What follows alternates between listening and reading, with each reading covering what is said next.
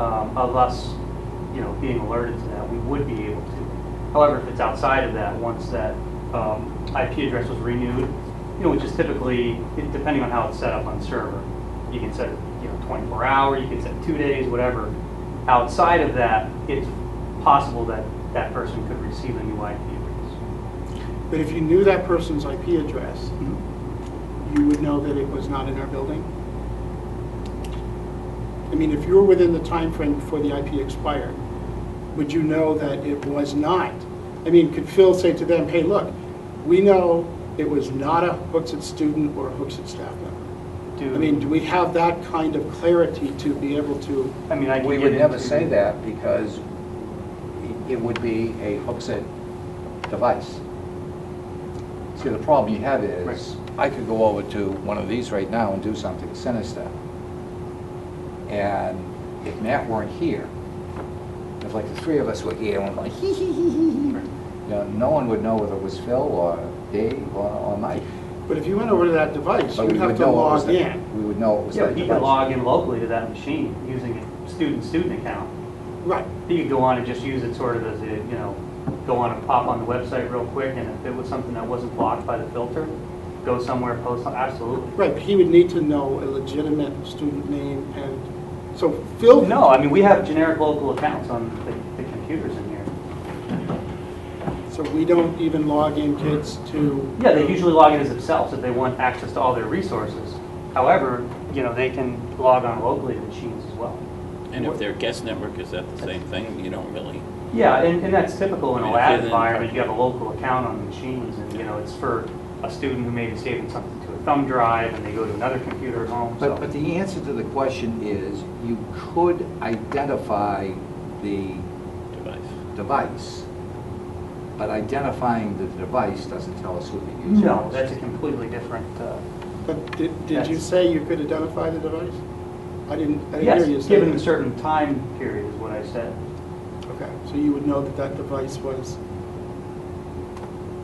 It's not very one of likely. ours. It's very likely. And I don't know how much you want me to get into the I don't details want of how to I would do that. Yes. So that brings up another question, which I was unaware of, because the last time that I was involved here, every student had a student name and a login. And it was my impression that wherever they went, that's what they did, and that's how they got in. And I mean, to the point where we would come in at night and we couldn't get on the network because we didn't have student logins. Has that changed now? We have student accounts for, when did we start? Grades 3 and up, I believe, but I can find out for you exactly. But you're saying I could go in here and log on and get on the internet without any device, without a login and username? If you knew the local account on that machine, sure. What would that entail? I don't understand what you mean, knew the local account. So you can log on to a machine in 2 different ways. You can log on using your ID and password that you're provided, authenticates to our file directory server, or you could log on to it locally with whatever account is on the local machine. Right, but if I logged on locally, would I have internet access? Sure. So that's, now is that the guest network that you're on, or are you on the school network? It Without a depends. password? Those are wired, so these computers right here are wired, so you would be on the wired network. But the reason we have local accounts on machines is that if a student is, doing something on this machine and they quickly have to jump over to another machine, they can't log on to 2 machines simultaneously. So they're transferring something quick onto a thumb drive or whatever, they're working on a project. Typically they would log in though using their account.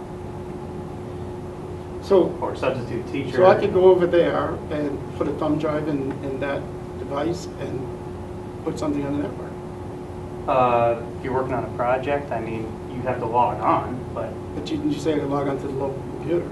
if you knew Which is not a secret. I mean, I'm guessing.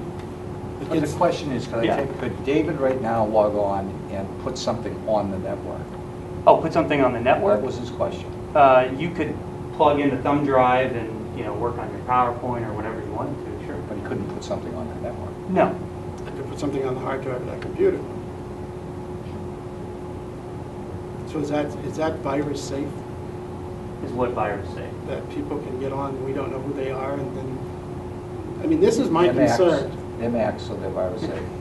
Well, that's not really true. Yeah. There it is. No, but it's that's, not. that has nothing to do with the network though, right? It can take a Right. thumb drive Yeah, into we- any we machine. kind of jumped over here, so you'll Right, have to or help no? me figure out I'm trying to track with you. Well, okay, let me You have to just say, Matt, understand. I'm surprised because What are the you last surprised time about? the last time I was involved, Okay. it seemed that, to my knowledge, Students have accounts, yes. and that was the only way. Teachers have accounts, And that was yes. the only way. Faculty has accounts.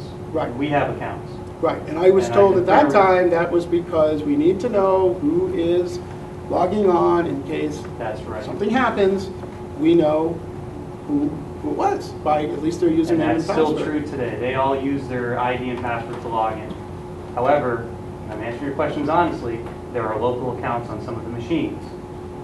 So if somebody did sit down and log on using that local account, it changes a little bit of the tracking of that person. Well, change it a lot.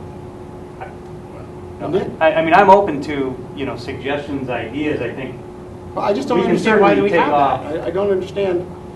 I mean, because, let me just tell you how it went But before you why don't get we- Can we do this? Can we do this?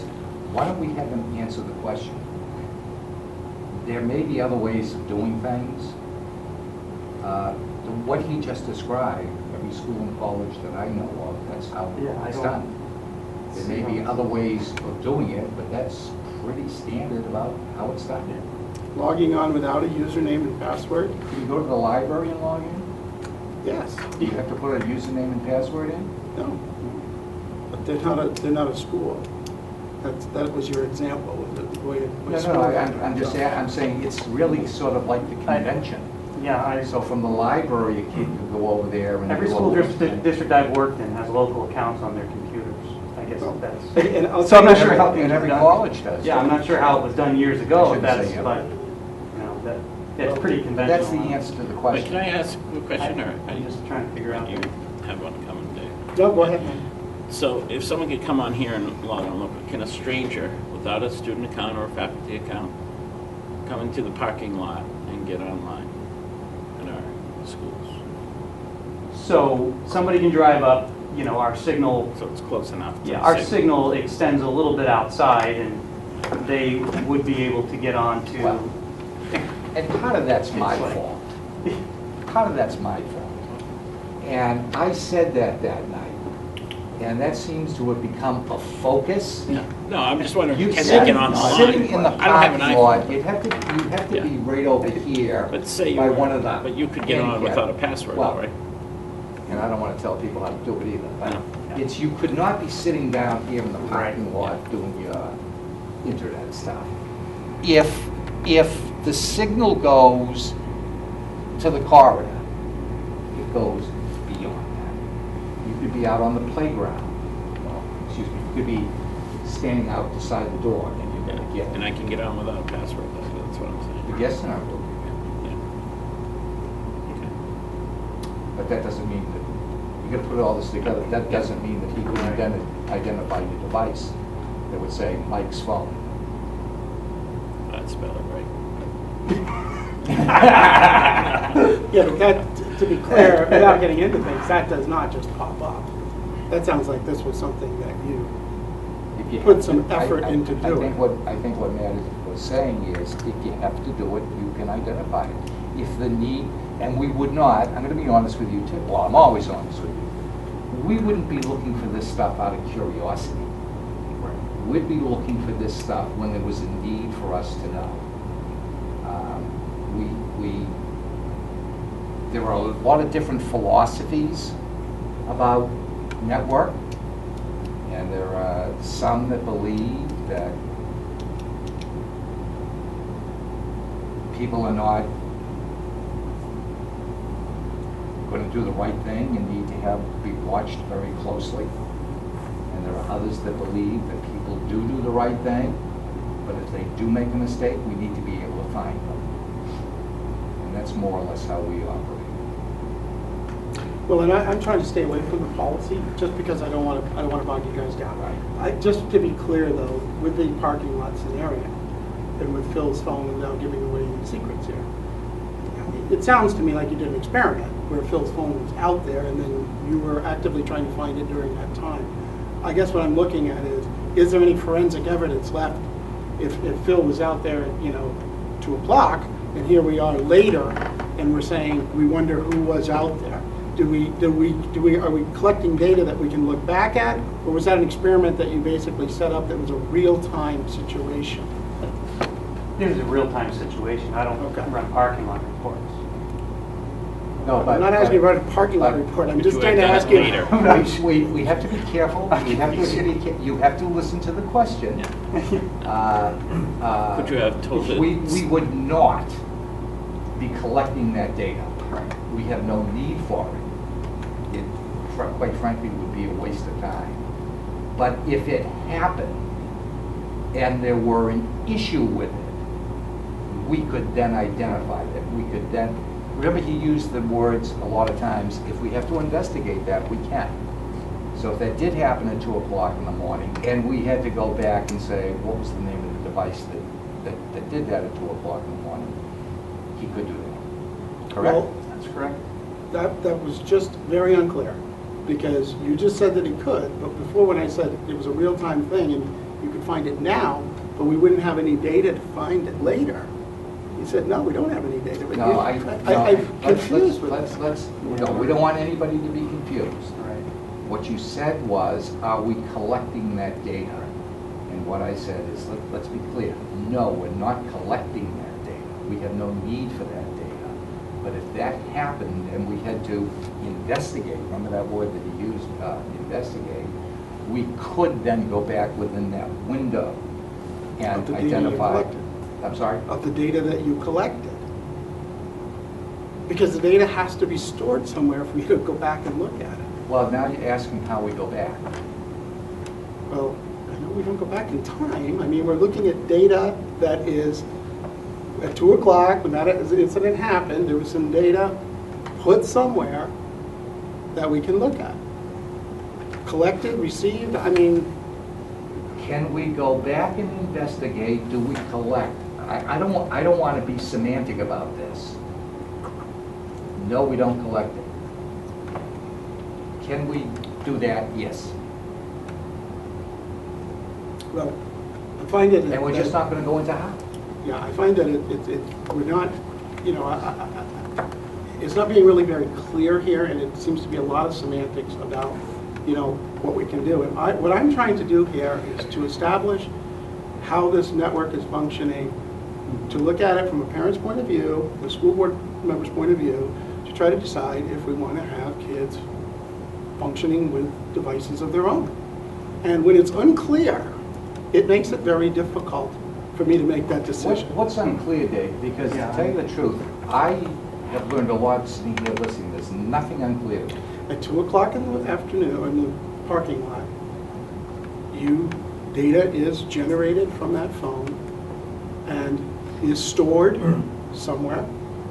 And you're saying that later, probably before the IP refreshes, that you can go back and try to figure out that that's what happened. Okay, and that can answer the question. Here's what I need to avoid is the question keeps changing depending on the answer. The question was, it's 2 o'clock in the morning, and somebody does something naughty. Have we collected the data on that? No. Could we find out what device did that? Yes. And you're going to find out that by looking at data. You're not going to, I mean, for security cameras, that's what I'm trying to get at. Do we have the capability to go back and look at the data and figure out what happened? Let's not mince the word data. If you're asking the question, would we have the ability to go back and identify that device, the answer is either yes or no. I don't know what it is. Well, let's move on.